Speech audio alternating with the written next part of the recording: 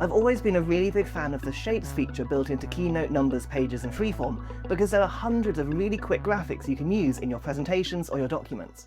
And in my classroom, it's been such a time saver to get people to find really appropriate graphics for their work super fast.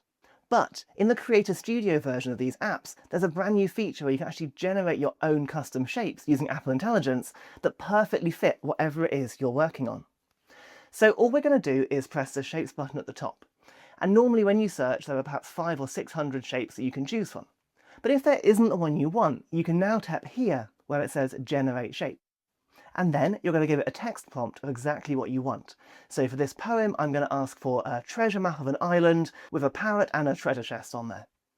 And then we'll give it a couple of moments to generate, and just like Image Playgrounds, you're now going to see 4 different versions of that shape generated on the iPad.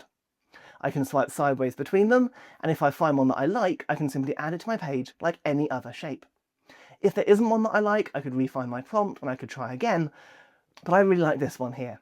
So I'm going to drop it onto my page, and then I can treat it like any other shape in the app. I can change the text alignment, I can change the colour, I can add a border, I can break it apart. All of the things I would normally do with a shape. And now I've got a bespoke treasure map for this poem that looks great and fits the style of my other shapes in my other documents. The really cool thing here is when you generate new shapes, they'll also be added to your shape library. That means the next time you search for pirate or treasure or parrot, this one will come up along with all the ones built into Keynote, Numbers and Pages.